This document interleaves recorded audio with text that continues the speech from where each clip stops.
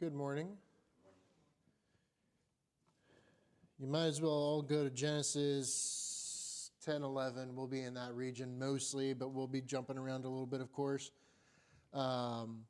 We are continuing our study of looking at the genealogy of Jesus and the people who are in them and why this is important information. Last week we wrapped up Noah. Unless 3 weeks was not enough, somebody say something now. We'll talk more about Noah if we need to. But my plan is to move on and start with Shem this morning. And I'm prepared to go all the way through Terah. That's what I had planned on. And as I was getting my notes prepared, I suddenly thought, I don't think we're going to make it all the way to Terah.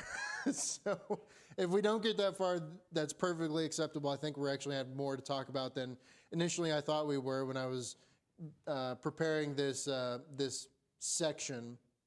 But of course, Shem is in the genealogy of Jesus. He's not listed in Matthew's account because, of course, Matthew only goes back as far as Abraham. But Luke chapter 3, verse 36 includes him. Shem, of course, was one of Noah's 3 sons. We've actually talked about Noah's sons a little bit as we were going through talking about Noah. Now, when we look at Genesis chapter 10, verse 21, it's generally understood by scholars to mean that Shem was the second oldest. It will refer to Shem, the brother of the older, who would have been Japheth. Some translations will word that a little differently to make it seem like Shem is the older brother and Japheth is the next in line. There's a little bit of confusion about that just because of the wording. It doesn't really matter in the grand scheme of things. I mean, we know Ham is the youngest. That is plainly said earlier in Genesis chapter 9. I don't have any issue with it either way, but the larger majority of scholars believe that Shem is the second son, Japheth being the oldest. We talked about that in our Genesis 10 study way back when. But I wanted to mention it again just in case there's any confusion about that. Now, Shem was one of the 8 that entered the ark in the flood, as we saw in Genesis chapter 7, verse 13, and disembarked in Genesis chapter 9, verse 18. We see Shem and Japheth, they acted rightfully toward Noah after Ham had looked upon him. And in Genesis chapter 9, verse 23, we've kind of already talked about that when we talked about Noah. And because of this, Noah actually gives some praise to Shem following that instance. He's cursing Ham and Canaan, and then he's saying good things about Shem and Japheth, and of course, so Shem is mentioned there. I'm not really going to get too much more into that because we kind of talked about that already. So I want to kind of move on a little bit, talking more about Shem himself rather than Shem as he relates to Noah. Shem is, of course, mentioned in Genesis chapter 10, the Table of Nations, and the genealogical record in 1 Chronicles chapter 1, with many of his descendants that came after him. Genesis chapter 10, verse 22, and 1 Chronicles chapter 1, verse 17, they list 5 sons of Shem, Elam, Asher, Arphaxad, Lud, and Aram. Genesis chapter 11, verse 11 will state that Shem had other sons and daughters. Now, the way that is written in that context is it talks about his son Arphaxad, and then talks about how he had other sons and daughters. So I'm not sure if that means he had more than 5 sons that are listed in Genesis 10, or just he had more sons aside from just Arphaxad. So he might have had 5 sons, maybe more. We know of 5 for sure. But also he had daughters who are not named at all. We don't know how many daughters. We're not told that. In Genesis chapter 11, verse 10, it says that Shem became the father of Arphaxad at age 100. This is 2 years after the flood, it says. I'm going to kind of talk about that a little bit more, that detail, when we talk about Arphaxad next. But after Shem had Arphaxad, he lives another 500 years for a total of 600 years old by the time he dies. So you think about, I'm trying to compare lifespans here, if you will. If you think about all the lifespans we saw pre-flood, they're living 900 years old pretty commonly, as we see as we go throughout Genesis earlier before the flood. Getting to 900 was not a big deal. It seemed, most everybody got pretty close to there with a couple exceptions. But here he lives 600 years, which seems so much less. I mean, loses about a third of his lifespan.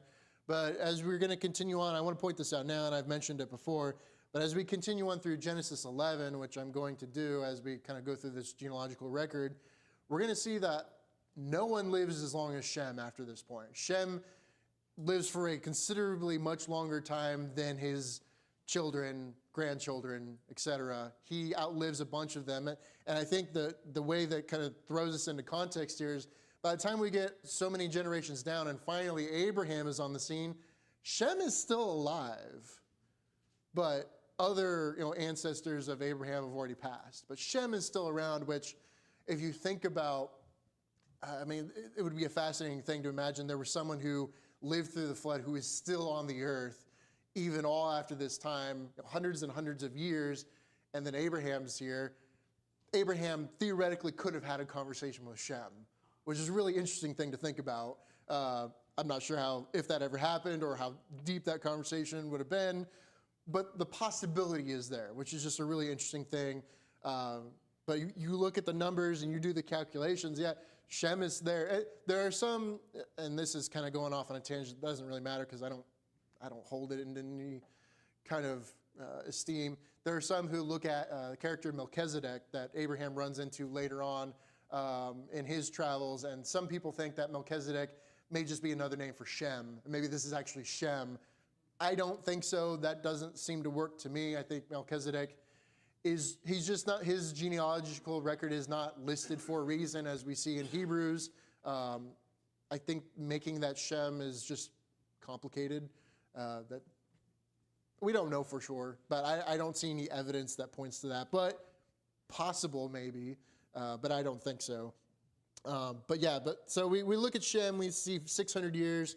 That's not very long compared to pre-flood, but post-flood, that's an extremely long time, which kind of gives some credence to the idea that man as the flood, after the flood, had this great ancestor who was seemingly living forever, surpassing many lifetimes in their age, and he's still there, and that may have given some honor to them, some special honor that may have led to some sort of ancestral worship or almost idolatry in some way. There are some that think that maybe these men who had these crazy long lifespans after the flood, like Shem, may have been worshipped in a way.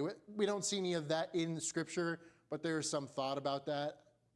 It's possible maybe, but again, we don't see that in Scripture, so I'm not getting too much into that. That's really all I had to say about Shem.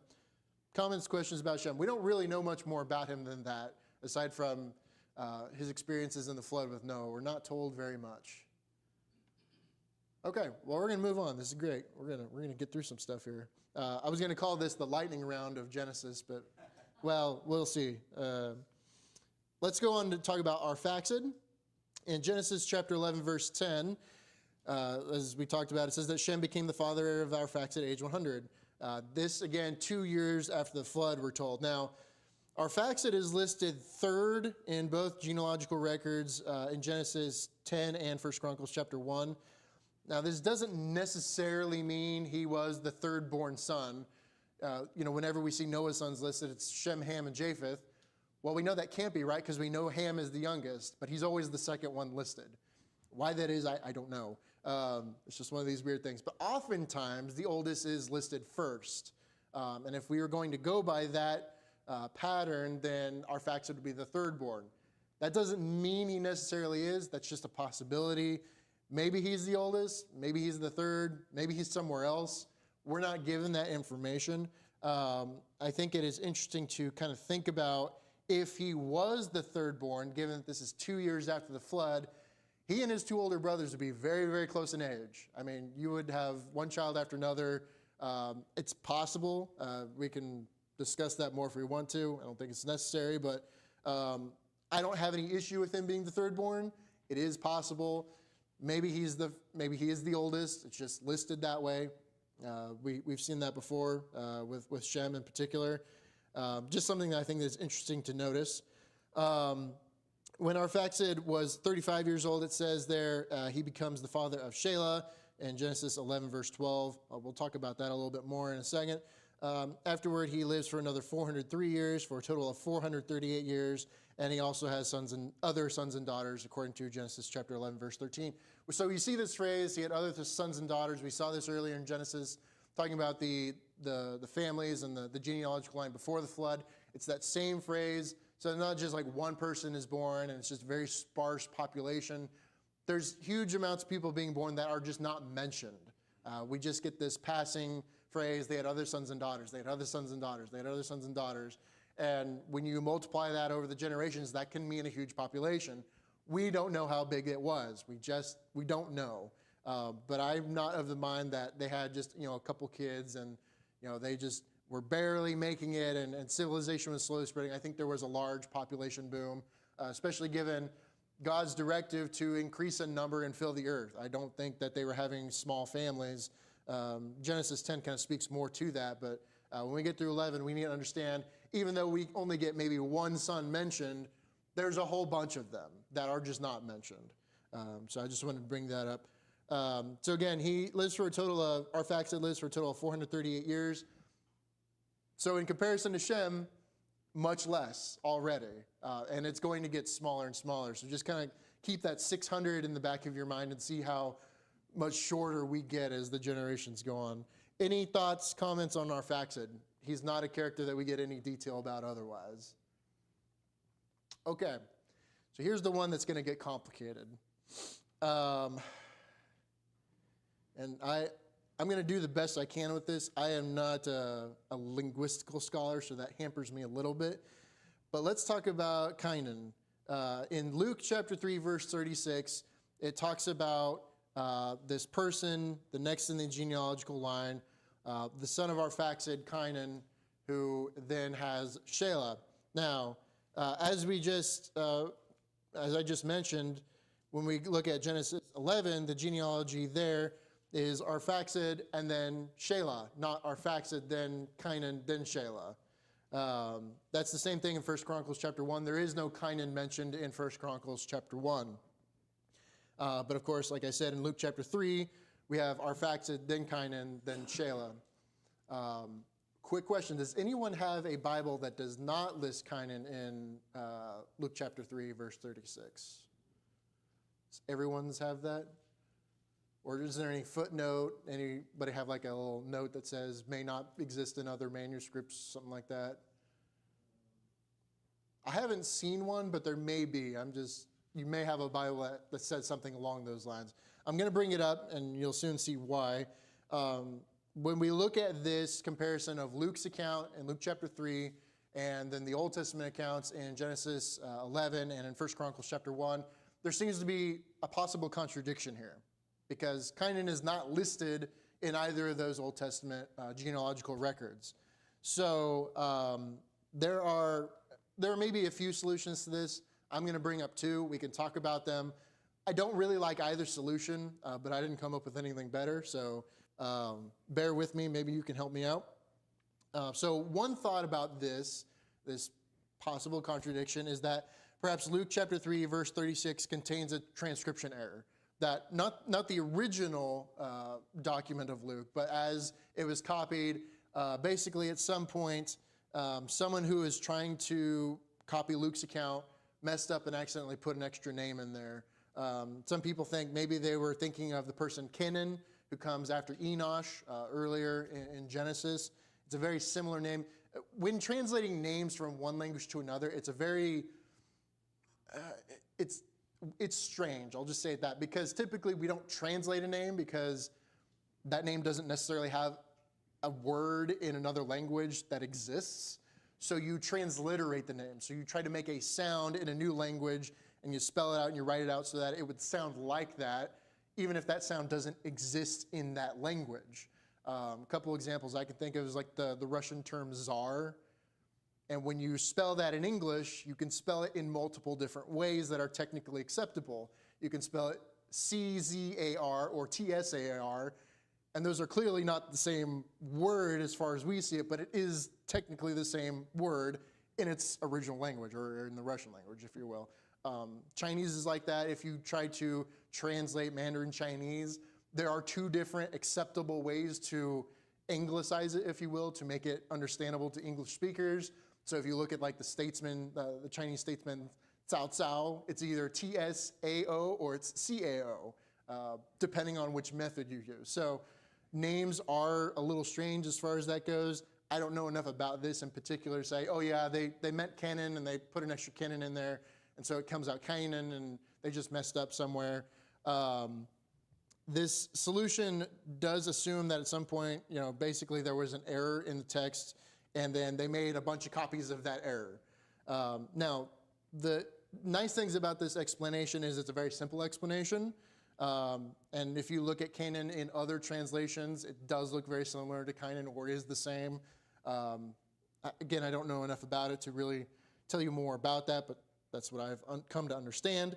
Of course, the problem with this is accepting the series to mean that a large majority of our Bibles have errors in that. And that is a potential hit to the integrity of the Bible. And people will say, well, if that's wrong, well, what else in the Bible is wrong? So I'm very careful about just like looking at that and say, oh yeah, it's just an error, don't worry about it. Hopefully we have better solutions than that. The other solution, at least the other one I came up with, is that Canaan is purposely omitted from Genesis 11 and 1 Chronicles chapter 1. This explanation is a little bit more complicated, but to kind of sum it up, and I'll kind of go into detail a little bit more, is that Luke's account is correct, but it was omitted in the Old Testament because of the problems of Canaan and how wicked a person he was in his time. And so like the idea is like part of his punishment was he was erased from that record because they didn't want people following after his example. That's the simple way of talking about it.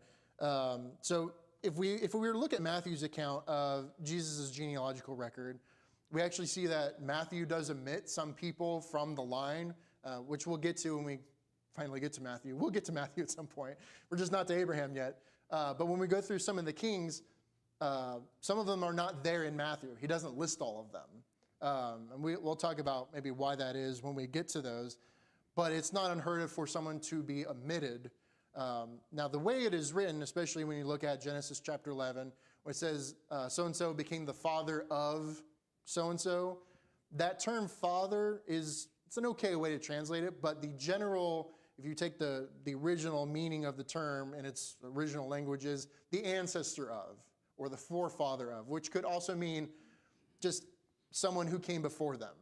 So it can mean grandfather, great-grandfather, etc., not necessarily just a direct father. So there is that possibility that it's using that general term here that Arphaxad is not the direct father. He may be the ancestor of. He's the grandfather of, if you will. So technically that linguistically would work.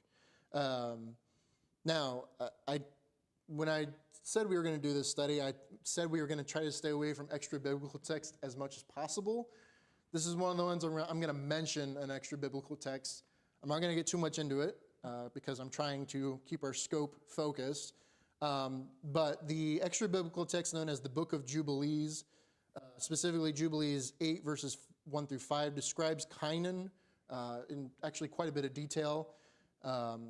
It talks about the story of him stumbling upon basically these astrological texts that were written in stone by the people before the flood.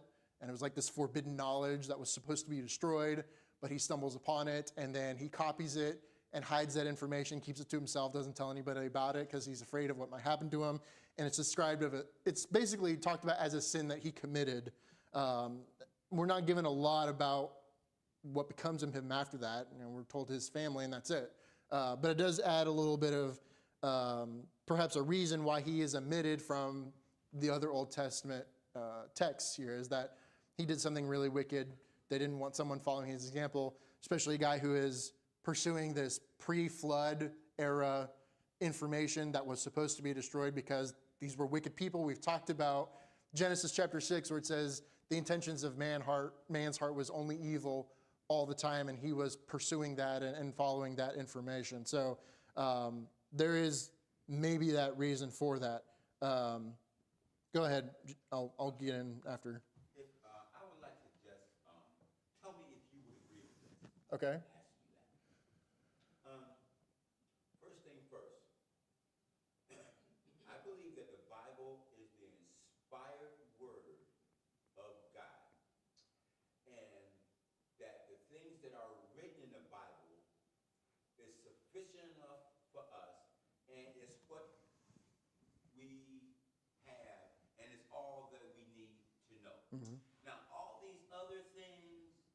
can check with God later when we meet. Because there are so many different things that are in there that we don't know, that is hard to figure out. But as long as we can stay with the contention that whether what is written here in Luke and what is written in Chronicles is what God would have for us to know. Yeah, and I would definitely agree with that, because 2 Timothy would say that exact same thing, is that all the scripture we have is God-breathed, it's useful for edification and teaching, and fully equips us for the good works that we need to do. That's all. So, and so when I'm splitting hairs here, obviously. But I also think it's good for us to know some of this, because there will be detractors who will say, well, the whole Bible cannot be accepted because of this little detail. So it's good for us to know these things, have arguments about them. But when we have faith, When we have faith, we don't worry about those things. So I'm not going to say like, oh, this is a problem and we can't accept anything that the Bible says. I think this is good information for us to look at, people who are critics of the Bible and say, your religion is bunk because it can't even get its story straight as far as what the genealogy is. Now, as far as this particular, this explanation here about Cainan, this would mean there is no contradiction, there is no error. There's just an omission of Cainan from the Old Testament, which is not necessarily an uncommon thing. We see that in other places of the Bible. That's not a contradiction. That's just them not including that information, which is basically what you're talking about. God doesn't give us every single piece of information. We have what we need. So that's not a contradiction if we take it like this. The only problems I do have with this explanation, I think they're legitimate concerns, is that, first of all, the Book of Jubilees is not an inspired text, as far as we know. It's not canonical. As far as we know, that text was written way, way after the Old Testament. Some would say it's kind of like a modern-day fan fiction or an ancient-day fan fiction. Anyway, people just writing stuff, just fleshing out things. It could have been someone wrote it down, maybe it was part of an oral tradition that was passed down, and then somebody eventually wrote it down. That's entirely possible. We do have a lot of those traditions, Jewish traditions, early Christian traditions, but those also have their own problems. There always seems to be at least a little bit of some truth, or it's based on some kind of truth. But I always am very careful about those, because a lot of those things you can quickly look at and say, the Bible says something completely different about this. So just be very careful when you look at texts like that. Just understand that they are not inspired texts. Also, when we look at Genesis 11, verse 12, when it says that Arphaxad became the father or ancestor, if you will, of Shelah at age 35, that's a little bit interesting too, because when we look at Genesis 11, typically these fathers, if you will, they're becoming fathers around their early 30s. That's kind of the pattern for the most part. But if this is the whole true, that it was Arphaxad, then Cainan, then Shelah, and the time is not messed up there, that actually would mean that Arphaxad and Shelah would have both had their sons around age 17, 18, which is still possible. It's just not in that pattern. It could be. It's just, I like to look for patterns. Patterns help, and that's a little bit off from the pattern. Not impossible, but a little bit different. So those are kind of the ideas I came up with. Those are some of the ones I looked at. I don't like either of them perfectly well. This is something I want to study more on my own, because when I got to this, I'm like, oh no, I forgot about this guy. Because he's not listed in the Old Testament. And that's the one I remember, because we did our Genesis 10 study all those years ago, and that's what I had fresh in my mind. I wasn't thinking about Luke's account where it has him included. But as James was saying, this is not something that is going to, like, you would look at it, oh, maybe it's a contradiction. We'll throw the whole Bible out. None of it is good. Even if that's an error, that would be a very, very minor error. It does not change anything in the gospel, does not change anything as far as our instructions are given. It really changes nothing except for there's an extra name in there. And even that I don't think is a good explanation. I don't really look at that in that way too much. But I want to give it back to you, because I've been talking a whole lot. Thoughts, comments, or lack thereof, let me know. Go ahead, Arnold. We already know that the Bible uses names that sound and look the same throughout the Bible. So we can't definitively say that this is an error, because we Yeah, and I certainly don't know enough about it because linguistics is not my forte. I really have to rely on a lot of commentators, and even I know they're just men, so they can make mistakes. So I'm always very wary about saying, "Oh, this person's got it figured out," because I don't know if they do, because I can't double check them on a lot of that. I'm just not capable of it. So I think these are good ideas, things to think about. But again, this is not something that I would say, "Oh, this destroys the entire integrity of the Bible." It doesn't. Even then, I mean, we could have some possible explanations here, even if they're maybe a little wonky, if you will. I don't like that word, but that's the word I'm going to use. But anyway, I did want to talk about those things because this is something that people will potentially bring up and say, "Oh, we can't trust the Bible because of this name that's here and not anywhere else." So I think it's a good thing to talk about. And since Luke lists it, I'm going to talk about it. So that's kind of what I've been doing this whole time. So. And then even if they don't list them, I'm not talking about a person who we know is in that genealogical record. We'll get there when we get there when we talk about Matthew more. Any other thoughts on Cainan before we move on to the next one? All right. That didn't take as long as I thought it would. Let's go on to Shelah. Shelah is listed in Luke chapter 3, verse 35. This is not to be confused with others of the same name. We have people named after people. This is going to happen where we see names repeat. There are other Shelahs in the Bible. In the Old Testament. But this Shelah, when he's 30 years old, he becomes the father of Eber. That's in Genesis 11, verse 14. Then he lives another 403 years for a total of 433 years. And he has other sons and daughters. Again, we see that phrase, other sons and daughters. That's in Genesis 11, verse 15. So that's all we have about him. I have nothing else to say about him unless somebody else wants to say something else about him. We're going to get several of these where we just have their name, how long they lived, and that's about it. Okay, I'm going to move on to the next one. That's Eber. Eber is also in Luke chapter 3, verse 25. This is not, again, to be confused with other Ebers later in the Old Testament. There are people named after him later. He's not time traveling, different guy. Eber was 34 years old when he becomes the father of Peleg. That's in Genesis 11, verse 16. He lives another 430 years for a total of 464 years. And then Genesis 11, verse 17 tells us he had other sons and daughters. Again, I'm bringing this up to kind of emphasize that there are other people on the earth, probably in grand quantities, and they're all having sons and daughters. So there's not just this one particular line that exists. There's a whole bunch of people that exist. Now, one thing I do want to mention about Eber, it's believed, and again, this is a linguistics thing, which is not my forte. It is believed that the term Hebrew is derived from this name Eber.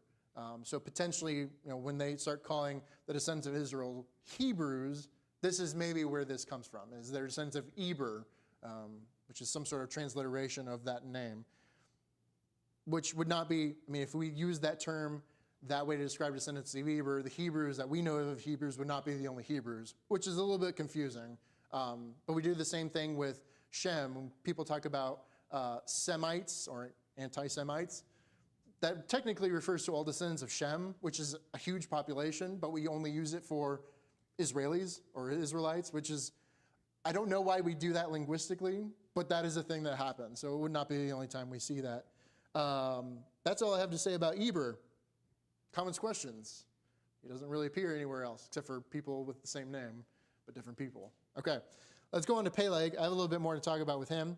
Now, according to both Genesis chapter 10, verse 25, and 1 Chronicles chapter 1, verse 19, Peleg was given his name because, quote, in his time the earth was divided. We see that phrase used both in those places. Now, I understand this to imply that Peleg was born sometime around the events of the Tower of Babel, or very, very soon afterward. And then, of course, this story is in Genesis chapter 11, verses 1 through 9. I'm not going to read through all of it just for the sake of time. Many of you know that story pretty well. But if you remember in that story, that early part of Genesis chapter 11 talks about the Tower of Babel, where up to that point, man had one language. And they were building this tower, and there's a whole bunch of interesting things going on that, again, we always wish we had more detail about because it sounds really interesting, but we're not given a lot of those details. But they had one language, but then God confuses their language, and mankind scatters across the earth. We see that specifically in chapter 11, verses 7 through 9. So I believe that is the understanding of the earth was divided. Some people have said that this was a physical division of the land, perhaps, grand earthquakes, and, the land's moved and all that. I think this is talking about mankind itself as They were all together. They were all going to be one place. They were all going to be centralized. That was part of the point of building the Tower of Babel, was so that they would not be scattered over the face of the earth.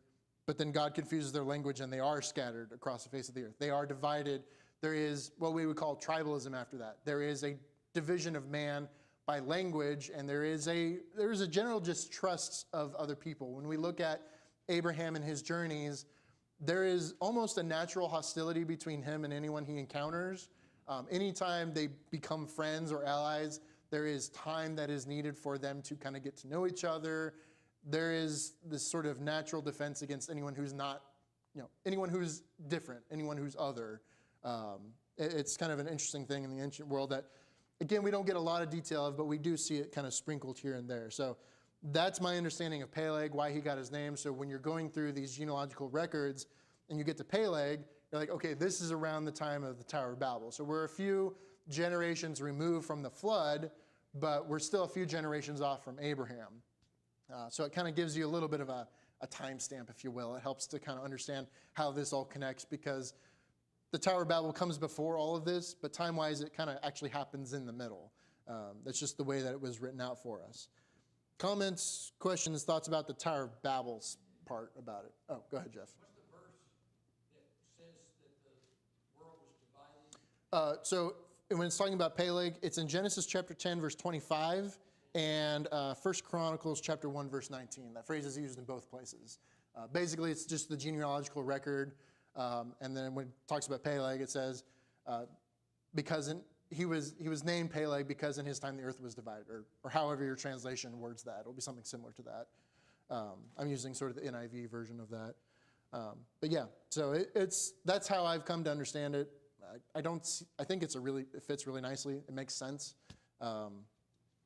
One other thing about Peleg, when he's 30 years old, we're told in Genesis 11, verse 18, he becomes the father of Reu, and he lives another 209 years for a total of 239 years. So we're talking about Shem, 600, then we have people with 400. Now we're in the 200s. So you're seeing, as we go down these generations, the lifespans are getting shorter and shorter and shorter by significant margins. This is not like, a couple years here, a couple years there. We're talking hundreds of years difference. Now, does the Tower of Babel have anything to do with that? I don't know. We're not told anything specific about that. It is an interesting correlation, perhaps. I don't know if there's causation there, but certainly an interesting detail. Anything about Peleg before we move on to his son? All right. Let's talk about Reu. He's listed in Luke chapter 3, verse 35. It says, when he was 32 years old, he became the father of Serung. That's in Genesis 11, verse 20. He lives another 207 years for a total of 239 years. He has other sons and daughters, as we're told in Genesis 11, 21. That's all we know about this guy. He's not listed anywhere else in Scripture.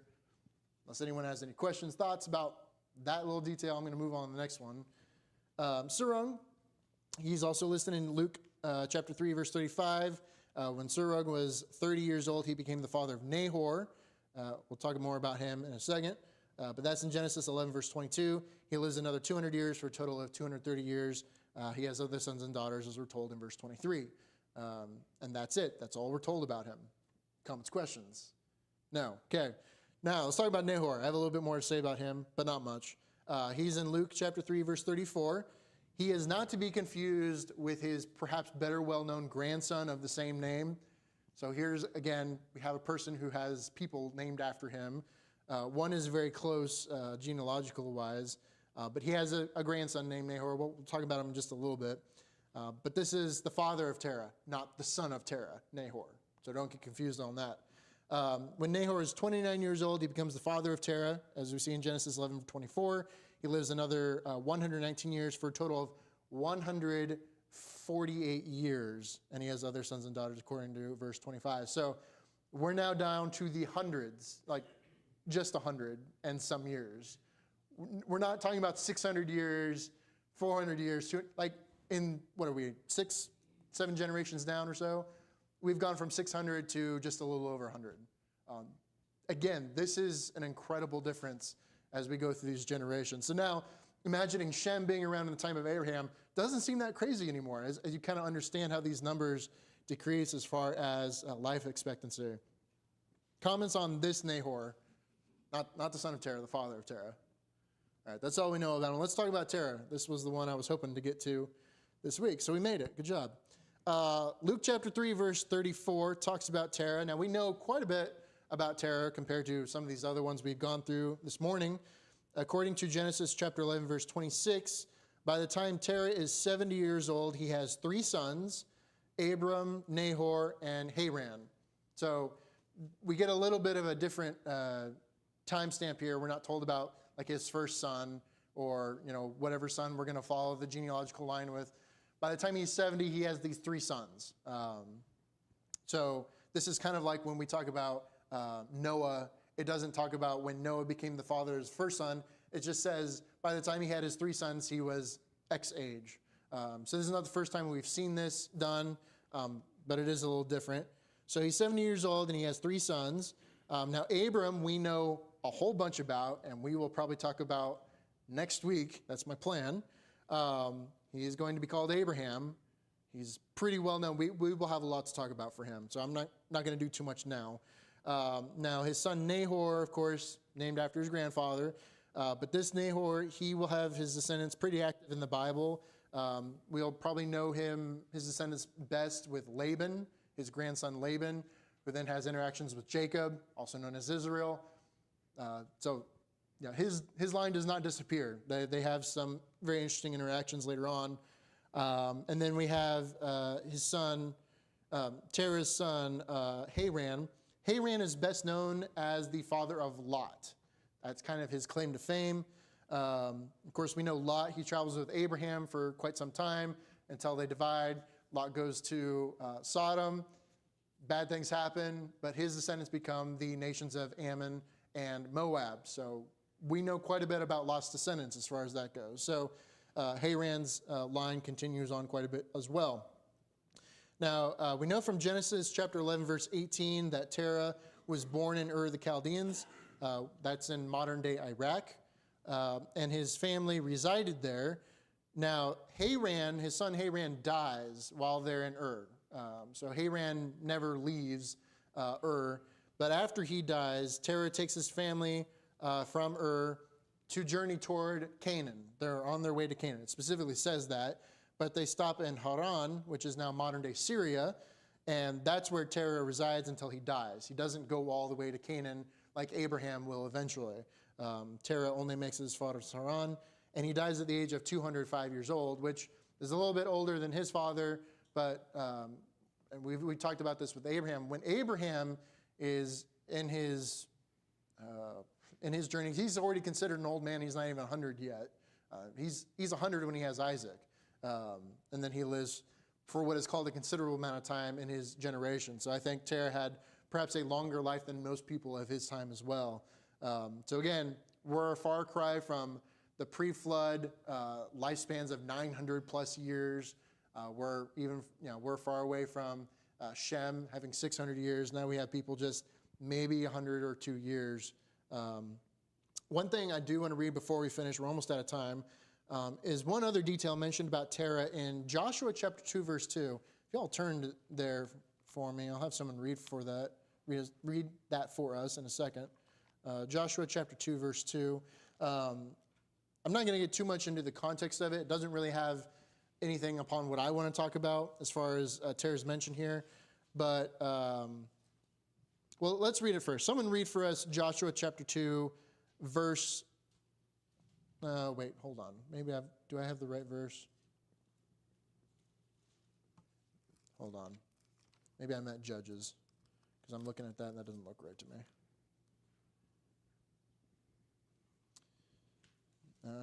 I think I wrote it down wrong in my notes. Give me a second to look it up.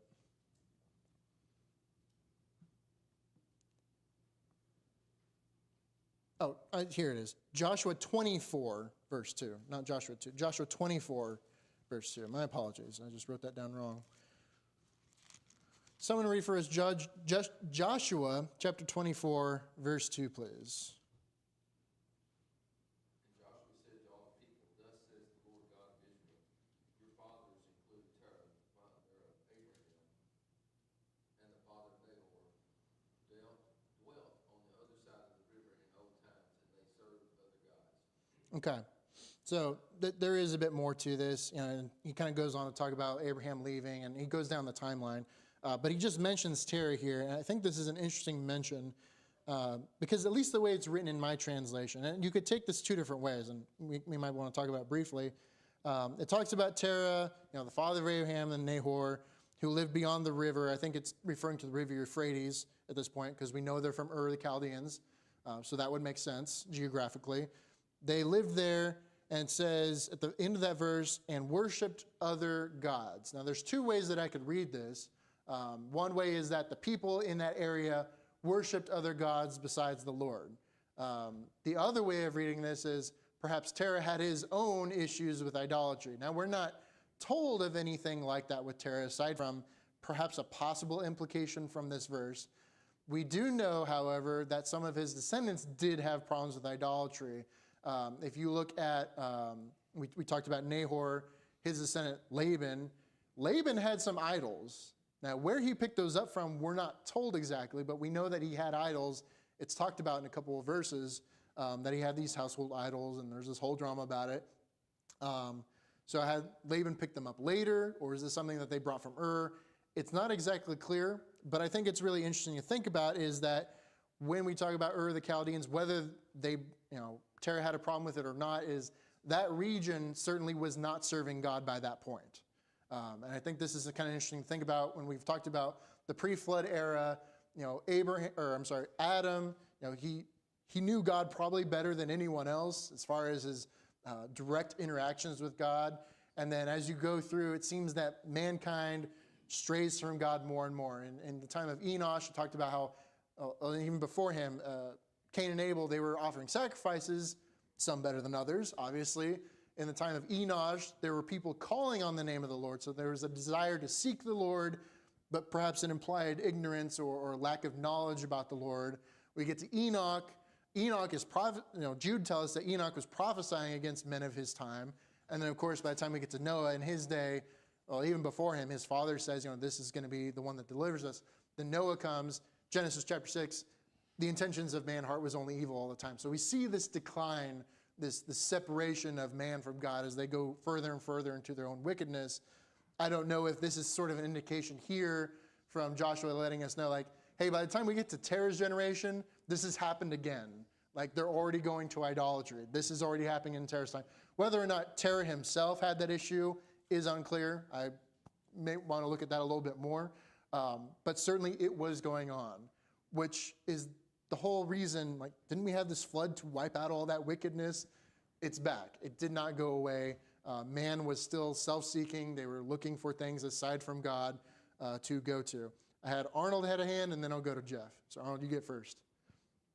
Yes, I was just thinking maybe this sheds some light on when God separated, so without the communication being, you know what I'm saying, I know what you're saying, that may have something to do with straying and just doing your own thing. Yeah, it's possible. Again, we don't get a lot of details about this era, so we kind of have to, we do a lot of supposition because we like to fill in the gaps. It's certainly possible. And I also think about, maybe this is one of the reasons why Abraham was called out of there, was to get away from that influence. And, even Lot, he's called a righteous man, and later on in New Testament scripture, but we know he made a pretty bad decision going where he did because he lived in anguish there in Sodom, and he pretty much loses everything.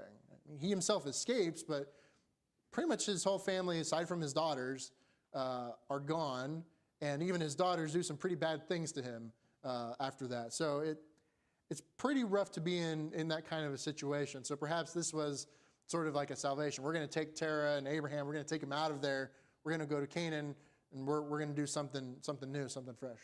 Jeff, go ahead. To be fair, there was no written law at this time that God had given man, and idolatry per se, as we understand it, was not yet condemned in and of itself. If it led you to do wicked things, it was wrong. But Acts chapter 17 says that there was a time when God looked the other way at idolatry. Because what ancient man was trying to do was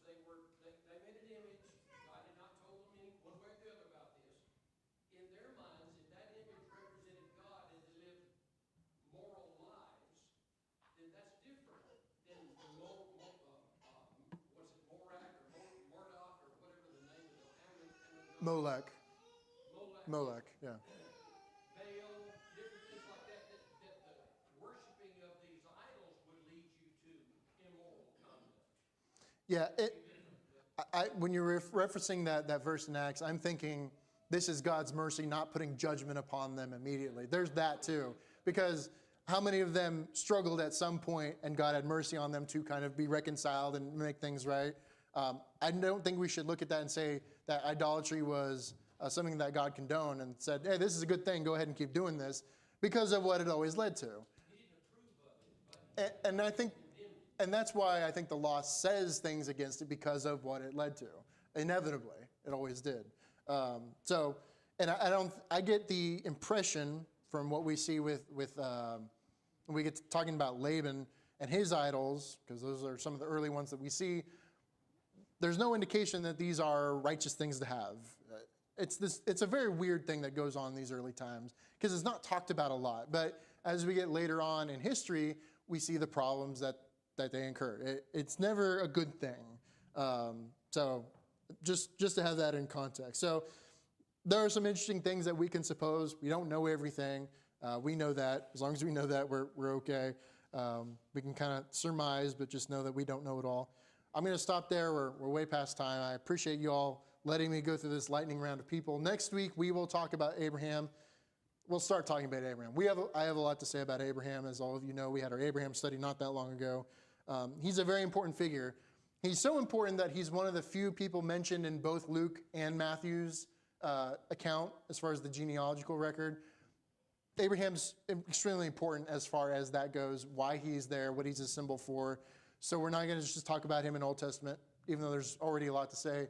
But we also need to talk about Abraham and how he is used as a figure in the New Testament, like we did with Noah. So we'll probably spend a few weeks on Abraham. And then we'll go from there. I think we'll spend quite a bit at Abraham, so I won't talk about any more than that. Any final thoughts before we end for today? Okay. I thank you